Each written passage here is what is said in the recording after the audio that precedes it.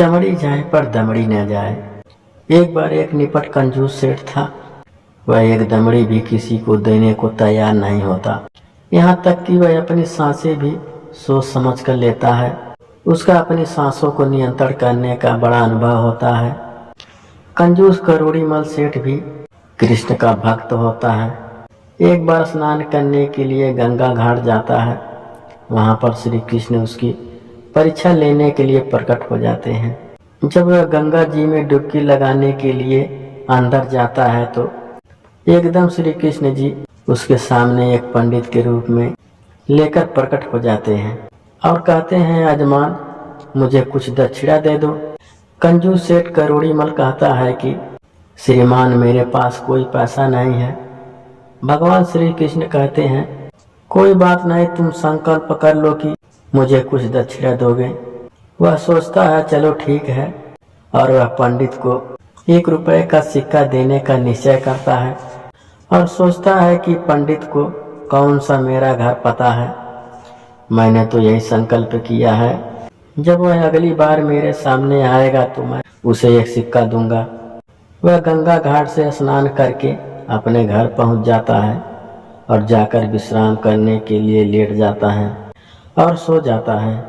इतनी देर में दरवाजे पर कोई आहट होती है।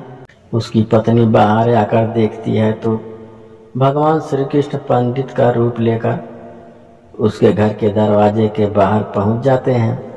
पंडित के पत्नी से कहते हैं कि यजमान जी मुझे 1 रुपए का सिक्का देने का संकल्प किया था, उन्हें बोलो मैं आ गया हूँ, वह सिक्का मुझे दे दो। जब कंजूस सेठ करोड़ीमल की पत्नी जाकर उसे कहती है, आपने क्या किसी से कोई संकल्प किया था?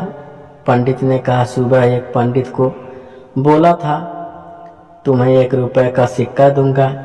पत्नी बोली कि अब वह बाहर आ गया है और अपना सिक्का मांग रहा है। सेठ बोलता है, जाकर कह दो कि मैं बीमार हूँ, फिर कभी आना। सेठ की पत्नी जाकर बोल देती है, श्रीमान मेरे पति बीमार हैं, आप बाद में आ जाना। श्री कृष्ण कहते हैं, कोई बात नहीं, मैं भी इंतजार कर लेता हूँ, आप तब तक मुझे जलपान करवा दीजिए। पत्नी जाकर पति को बताती है कि वह पंडित ऐसे बोल रहा है। सेठ कहता है कि 1 सिक्के के साथ साथ अब जलपान का भी खर्चा करवाएगा। सेठ कहता है कि तुम जाकर बोल दो कि सेठ जी मर गए। पंडित की पत्नी कहती है कि आप क्या बोल रहे हो? वह कहता है, ऐसा करना ही पड़ेगा, नहीं तो वह पंडित नहीं जाएगा। उसकी पत्नी जाकर कह देती है, श्रीमान मेरे पति मर गए हैं। भगवान कहते हैं, कोई बात नहीं, मैं जाकर पूरे गांव में खबर कराता हूँ, सेठ जी नहीं रहे। आप अकेली कहाँ सारे गांव भर में घूमती रहेंगी। थोड़ी देर में सारा गांव इकट्ठा हो जाता है, मेरे पति जिंदा है, वह नहीं मरे।